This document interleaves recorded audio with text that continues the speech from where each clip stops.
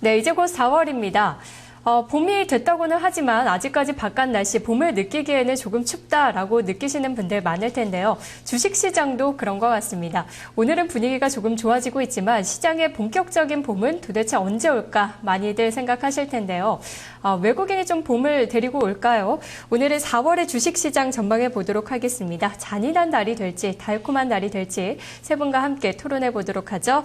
뉴스토마토의 한은정 기자와 전정현 전문가, 허준식 해설위원 나와 있습니다. 안녕하세요. 네, 안녕하십니까. 네, 4월에 잘 준비해야 될 것 같은데요. 일단 4월에 예상치는 어떤지부터 점검해 보도록 하겠습니다.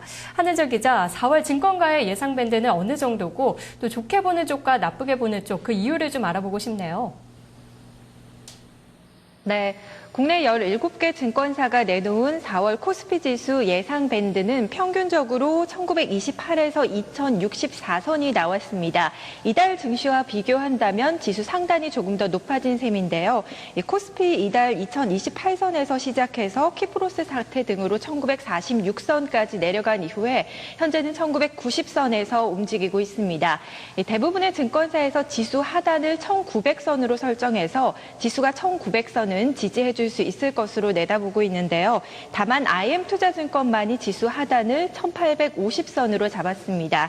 자, 임노중 IM투자증권 투자전략팀장은 미국의 경기 회복은 지속되지만 3월 경제 지표들이 일시적으로 둔화될 가능성이 높다고 봤고요. 또 키프로스 구제금융이 합의됐지만 뱅크런에 대한 우려가 이어질 것이라고 분석을 했습니다. 또 4월 일본은행의 추가 양적 완화로 엔화 약세와 원화 강세가 재개될 가능성이 높고 국내 경기 회복도 뚜렷하지 않다는 점을 이유로 들었습니다. 4월 증시를 가장 긍정적으로 본 증권사는 한화투자증권입니다. 한화투자증권은 지수 밴드를 1960에서 2120선으로 제시를 했고 이 밖에 교보증권과 하이투자증권, SK증권이 상단을 2100선으로 잡았습니다. 김형렬 교보증권 투자전략팀장은 환율 불안이 진정되면 외국인 수급이 안정되고 또 박근혜 정부의 경기 부양책에 대한 긍정적인 반응 속에서 투자 심리 안정이 기대된다고 밝혔는데요. 1분기 실적의 경우에는 큰 반향을 가져오기는 어렵지만 실적 저점 통과에 대한 기대와 저가 인식이 결합되면서 한국 증시의 밸류에이션 매력이 높아질 것이라고 판단했습니다. 네, 증권가의 시각을 들어봤더니 일단 하단 1900은 좀 지지가 될 것으로 기대하고 있고요. 가장 좀 좋게 보는 쪽은 2100 이상도 보고 있는 것 같습니다. 안 좋게 보는 이유는 역시 3월의 경제지표 둔화나 유로존의 뱅크런 우려 아직까지 좀 남아있고 또 좋게 보는 쪽에서는 반대로 환율에 대한 우려감이 진정될 것이다. 여기다가 정책 효과까지 더해지지 않겠느냐라는 이야기도 나오고 있는데요. 두 분의 시각 궁금하네요. 먼저 4월 초 또 여러 가지 경제지표도 발표가 되고 BOJ도 우리가 좀 눈여겨봐야 될 것 같은데요.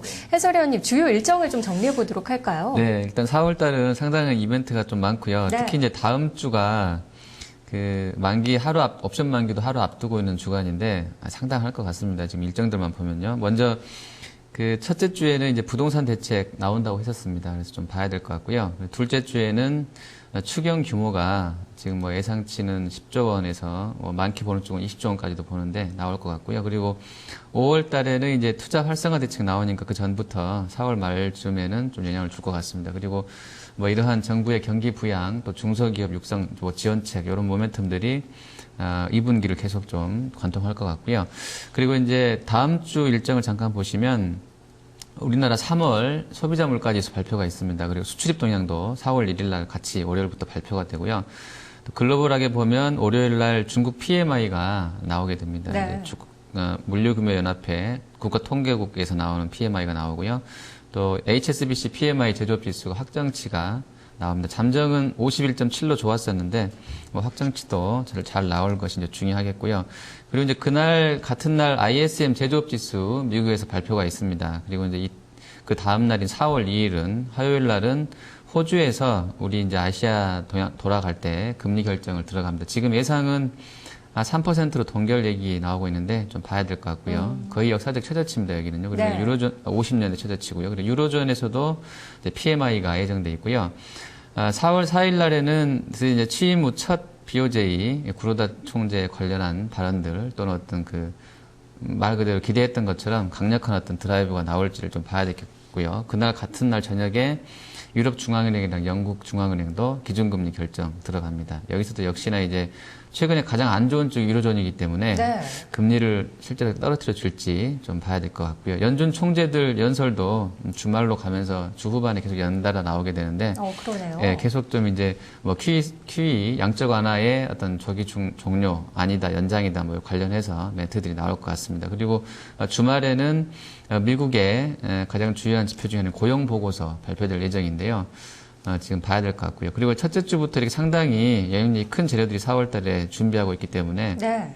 이게 이제 글로벌 환시라든지 증권 시장과 채권, 상품 시장에 영향을 줄 변수가 아주 많습니다. 그래서 좀 주목을 해야 될 것 같고요. 뭐 재료들만 보면 시장이 아주 큰 폭으로 첫째 주부터 좀 등락이 좀 있을 것으로 보여집니다. 네, 재료가 많기 때문에 그만큼 네. 또 변동성도 크게 나타날 수 네, 있겠네요. 잘 되면 위쪽으로 상당히 좀 올라갈 수도 있는 그런 상황일 것 같습니다. 네.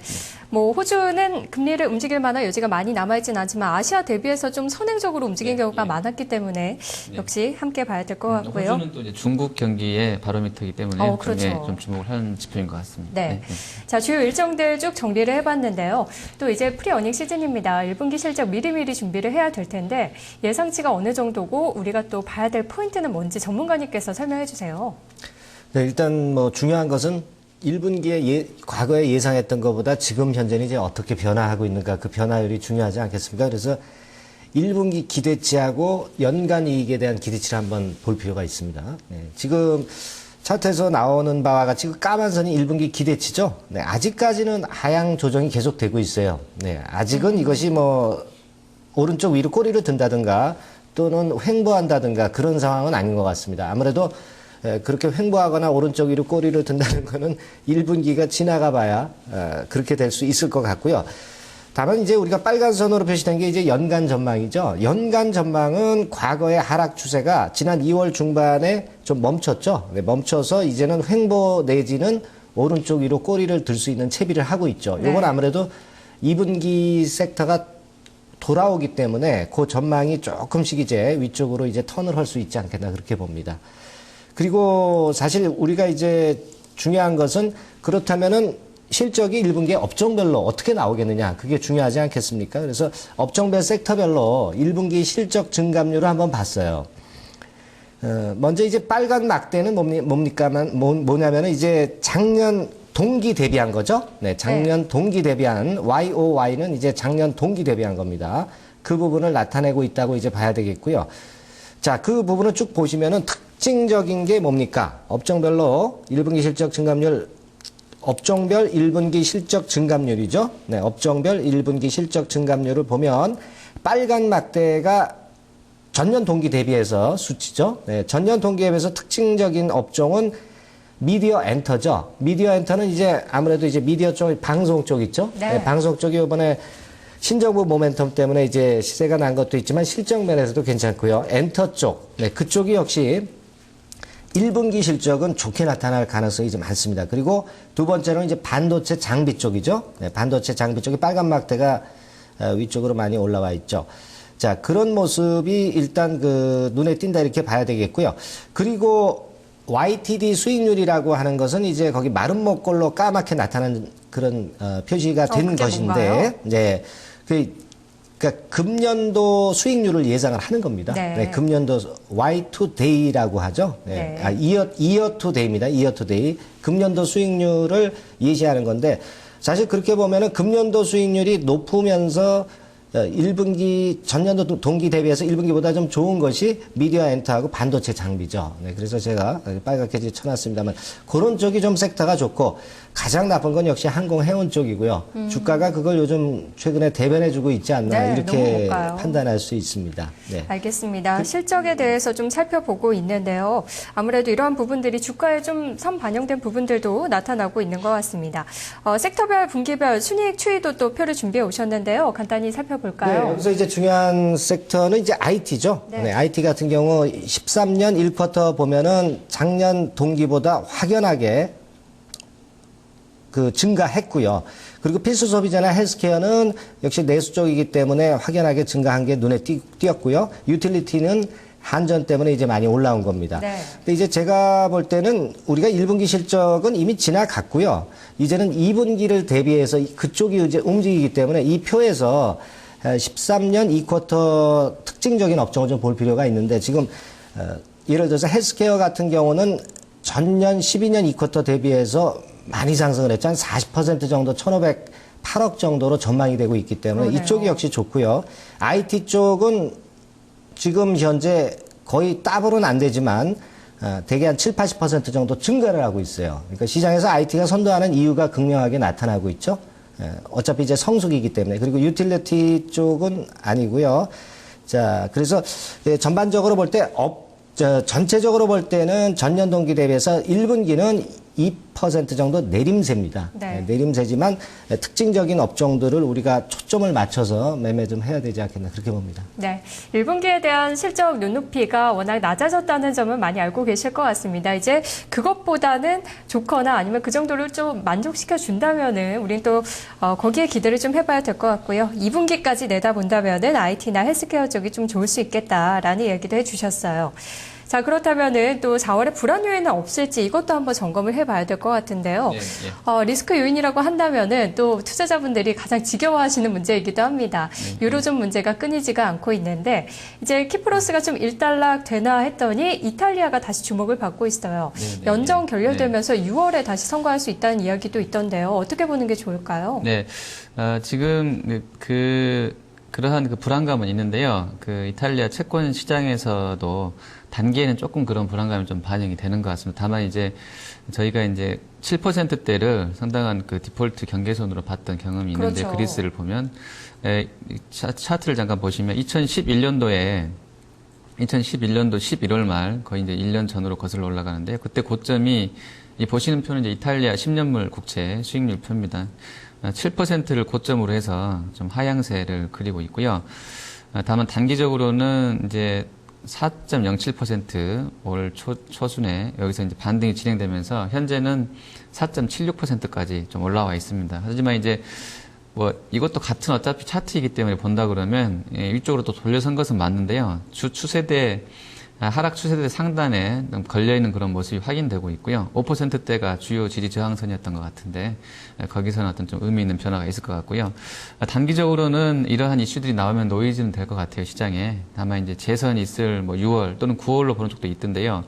6월, 9월까지는 잠복된 재료로서 제한적인 아마 증시에는 영향을 좀 줄 것 같습니다. 근데 이제 전체적으로 시황 쪽을 분석하는 증권가 이야기 들어보면 네. 이탈리아의 이 문제는 외신도 그렇고요. 국내 전문가들도 그렇고 스페인이나 이제 키프로스처럼 그 금융권 부실 문제가 아니라는 특성이 있기 때문에 그냥 국가 부채 부분의 채무의 문제였기 때문에 이 부분은 작년 9월이죠. 2012년도 9월 달에 그 유럽 중앙은행이 무제한 국채 매입 OMT로 커버를 해주고 있는 상황이어서 유로존 위기가 재현될 가능성이 예전보다 높지 않다. 이렇게 좀 전망하고 있는 것 같습니다. 네, 해설위원님께서는 지난번에 키프로스 문제도 그렇게 크게 걱정하지 말자 하셨는데 이번에도 역시 이탈리아 비롯해서 유로존 잡음이 작은 노이즈는 되겠지만 시장의 하방 요인까지는 되지 않을 것이다 이렇게 보시는 거죠? 네, 전체적으로 이제 돈이 좀 많고 풀려 있기 상황이기 때문에 말씀드린 단기적으로 등락은 있을지 몰라도 추세를 꺾지는 못한 그럴 재료는 아닌 것으로 파악을 하고 있습니다. 네, 정말 그랬으면 좋겠습니다. 자, 불안 요인 살펴봤으니까 이번에는 기회 요인도 한번 보도록 하겠습니다. 전문가님, 4월에 또 기대할 만한 요인들 어떤 게 있을까요? 제가 좋은 걸 맡았네요. 기대 요인이니까. 네. 예, 기대 요인인데 지금 이제 우리가 가장 생각할 것이 추경이죠, 추경. 예, 추가 경정 예산. 과거에 이제 보면은 추가 경정 예산을 집행할 때 주가는 상당히 큰 탄력을 보였던 적이 이제 많습니다. 그리고 요번에 이제 4월 달에 과연 금리 인하를 또 할 것이냐. 금리 인하하게 되면 아무래도 환율도 올라가고 이제 원화 강세가 좀 주춤해질 수 있기 때문에 그 두 가지 부분을 이제 주목해야 될 것 같습니다. 예, 요 부분이 바로 신정부의 경기 부양 개시하는 모멘텀이라고 이제 일맥상통한다고 볼 수 있겠고요. 그래서 우리가 이제 과거에 그 추가 경정 예산을 발표했을 때 주가는 어떻게 움직였느냐 이걸 한번 볼 필요가 있습니다. 그래서 그래프를 보면은 그 빨간 선을 세로로 쳐진 빨간 선을 기준으로 해서 D-Day 이후에 흐름은 굉장히 좋았어요. 그래서 그 부분들을 보면 전체적으로는 추경 예산, 돈을 푸는 쪽으로 인한 플러스 효과, 유동성 공급으로 인한 효과는 아마 크지 않겠나 이렇게 보여지고 최근 네. 주가 상승하고 일맥상통한다고 볼 수가 있겠고요. 그리고 이제 우리가 추경을 하게 되면 경기 선행지수가 어떻게 움직이는가 이걸 볼 수 있죠. 경기 선행지수 움직이면 주가 당연히 움직이지 않겠습니까? 그래서 과거에 그 김대중 정부나 또는 이명박 정부 때 어떤 흐름을 보였는가를 볼 필요가 있는데 자, 그림에서 보시는 바와 같이 김대중 정부 때 2.5% GDP 대비해서 2.5%의 추경을 집행을 했을 때 상당히 막대가 올라와 있죠. 네. 그렇죠. 막대가 올라와 있습니다. 그리고 빨간 선이 이제 선행지수 순환 변동치가 그 다음에 후속적으로 크게 올랐어요. 네. 이명박 정부 때도 마찬가지죠. 네, 이명박 정부 때도 마찬가지입니다. 그러니까 요번에 같은 경우는 과연 GDP 대비해서 몇 프로 정도로 추가 경정 예산을 집행을 하느냐, 그게 중요하다고 봅니다. 네. 지금 시장에서는 아주 적게 보는 쪽에서는 이제 5조 정도에서 뭐 10조 이렇게 얘기 나오고 있고 조금 긍정적으로 보는 데는 10조에서 뭐 13조 이렇게 보고 있는데 그 규모가 상당히 중요한 주가의 바로미터가 될 수 있지 않겠나. 네, 그렇게 판단을 좀 드릴 수 있겠고요. 네. 근데 이제 중요한 건 우리가 주가 주식 투자를 하는 입장에서 추경을 했을 때 어떤 쪽이 움직이겠느냐. 그게 제일 중요하죠. 산업별로 한번 섹터별 포인트를 한번 보면은요. 되게 산업재가 많이 올랐어요. 네, 산업재가 많이 오른 측면이 있고 특히 그 대형주와 중형주, 소형주 이렇게 관련해서 보면 되게 중소형주들이 상반기에 좋았습니다. 그리고 하반기에는 대형주가 더 좋았어요. 예, 섹터별로는 거기에 초점을 맞춰보시고 그리고 업종별로는 이제 기계, 운수, 장비, 증권, 건설. 그러니까 아무래도 산업재 쪽하고 이제 금융 쪽 이런 쪽들이 이제 많이 움직였습니다. 그러니까 이 포인트를 그렇게 한번 보시면. 예. 네, 그렇다면 우리는 또 4월에 어떤 업종이나 종목을 주목해야 되는지 점검해 봐야 될 텐데요. 일단 증권가의 시각부터 정리해 보도록 하죠. 한은정 기자, 증권가에서 제시하는 4월의 유망 업종이나 종목 어떤 것들이 있나요? 네. 다음 달 미국 경기 회복에 대한 기대감과 외국인 수급 완화 또 실적 측면을 고려해 본다면 IT와 자동차 등 경기 민감주에 주목해 보자는 의견이 많이 나오고 있습니다. 일단 신한금융투자와 유진투자증권은 IT와 자동차 관련 부품주들이 유리할 것이라고 봤는데요. 국내 추경 편성에 따른 수혜가 예상되는 건설과 금융도 선별적인 접근이 가능하다고 밝혔습니다. 조용현 하나대투증권 투자전략팀장은 중소형주의 강세는 오랫동안 지속된 대형주와의 이격을 축소하는 과정으로 이해되지만 밸류에이션을 감안한다면 긍정적인 시장이 예상되는 4월은 대형주의 투자의 전환이 필요한 시기라고 봤는데요. IT와 자동차, 유통 등에 대한 비중 확대를 제안한다고 밝혔습니다. 자, 오승훈 대신증권연구원은 어닝 측면에서는 삼성전자를 또 환율 부담이 둔화되고 있다는 점에서는 현대차를 눈여겨볼 필요가 있다고 봤습니다. 두 종목이 오르면 코스닥이나 중소형주가 조정받을 가능성이 크다고 내다봤습니다. 김영준 SK증권연구원은 4월에는 경기 민감주와 상대적으로 밸류에이션이 저평가된 종목들을 겨냥한 전략이 필요해 보인다며 IT와 자동차와 함께 화학주를 눈여겨보자고 전했습니다. 4월을 가장 보수적으로 봤던 IM투자증권은 좀 다른 의견을 내놨는데요. 필수 소비재와 경기 소비재, 소재와 의료 등의 비중을 확대하고 산업재와 IT 비중은 축소하자는 다소 엇갈린 의견을 내놨습니다. 네, 역시 시장을 긍정적으로 보는 쪽이 이 전차주들, 자동차나 IT 많이 이야기를 하고 있고요. 화학주에 대해서는 아직까지 진바닥인지 논란이 좀 남아있긴 한데 그래도 보자라는 쪽도 있었네요. 자, 두 분의 이야기 들어보도록 하겠습니다. 먼저 해설위원님의 관심 섹터는 어딘지 그리고 4월의 전략 네. 구체적으로 주세요. 네, 일단 그 섹터는 아무래도 실적 시즌이다 보니까 이제 5일날 아니면 이제 8일날, 4월 8일날 정도에 삼성전자 시작으로 이제 들어가게 되는데요. 한 8조 원대 초반 예상되는데 좀 봐야 되겠고요. 하이닉스랑 LG 디스플레이는 일단 그 전년 대비로는 흑자 전환하는 것이기 때문에 좀 관심 있게 보셔야 될 것 같습니다. 그리고 내수 관련해서도 대상이라든지 이제 CJ, 제일제당, 또 빙그레, 오뚜기 같은 경우도 이익 모멘텀이 살아있는 것으로 파악을 했고요. 자동차는 좀 주춤할 것 같은데 나쁘지 않습니다, 지금. 그렇고요. 화학과 정유는 조금 업체별로 차별해야 될 것 같긴 한데 전반적으로 조금 부진할 것 같아서 봐야 되겠고요. 철강은 포스코 정도는 양호할 것 같아요. 그리고 전략적으로는 일단 3월이랑 4월이 제 기억이 맞으면 그 지수 밴드는 큰 변화가 없는 것 같아요. 상당히 조금 더 높아진 쪽이 있는 것 같기도 하고요. 평균적으로는 한 2100선 정도를 계속 봤던 것 같은데 다만 이제 조금 더 신뢰가 가는 이유는 그때보다 엔화가 좀 많이 내려와 있고요. 한 2, 3엔 정도, 네. 96, 7엔에서 94엔까지 지금 내려와 있고요. 그리고 펀드 플로우를 보더라도 조금 더 밴드 하단이 높아진 쪽에서도 유입이 들어오거든요. 한 1940선 정도면 돈이 들어옵니다. 그래서 조금 나은 것 같고요. 그리고 실적 관련한 모멘텀들이 남아있는 상황이고, 또 추경이 3월에는 없었던 상황인데, 기대감이 이제 초반에 없었던 상황인데, 그게 후반 들어서 들어오면서 4월 달에는 확정될 것이기 때문에 그런 기대감도 있는 것 같습니다. 좀 긍정적으로 보시면 될 것 같고, 은행주 역시도 추경에 대한 기대감이 있기 때문에 지금의 이 모멘텀이 쉽게 꺾일 것 같지는 않습니다. 좀 잘 보셔야 될 것 같습니다. 네. 예. 외국인들도 추경을 좀 네. 기다리고 있었나 싶기도 해요. 일단 관심 섹터를 보니까 IT, 음식료 이렇게 골고루 좀 민감주와 방어주를 섞어서 가져가는 게 좋겠다라고 보시는 것 같네요. 어느 한쪽으로 치우치기보다는 네, 민감주라기보다는 네. 실적 호전주 쪽으로. 네, 네. 네, 네. 민감주보다는 IT 같은 실적 호전주 이렇게 딱 네. 공략을 네. 네. 하자, 골라서 가자. 네. 알겠습니다. 전반적인 민감주는 아니었군요. 전문가님 어떤 전략 주시겠어요? 네, 이제 호황제 요인이 좀 지금 현재 혼재되어 있습니다. 추경하고 기준금리 인하는 좋은 면인데 엔화 약세 강달러는 아직도 좀 마이너스 요인입니다. 네네. 시장에. 그래서 그 변수나 그 규모 이런 것들을 잘 살펴보셔야 되겠고요. IT 업종은 실적 모멘텀이 가장 좋기 때문에 사실 가장 좋습니다. 그죠? 네, 그리고 자동차 업종은 환율 안정이 강점이에요. 그리고 건설 금융은 금리나 유동성 공급이 강점이 됩니다.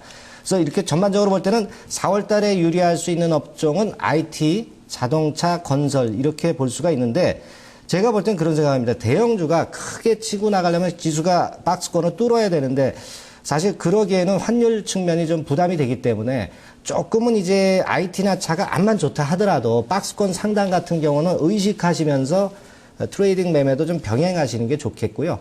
건설업종 같은 경우는 사실 이번에 잘만 풀리면 박스권 상단을 뚫을 수도 있으니까 그런 쪽들은 트레이딩 전략으로 안 하셔도 되겠지만 IT나 자동차는 시장의 주도주긴 하지만 박스권에서 크게 벗어나지 않을 가능성이 많다. 이런 점들을 염두에 두시고 하셔야 되겠고요.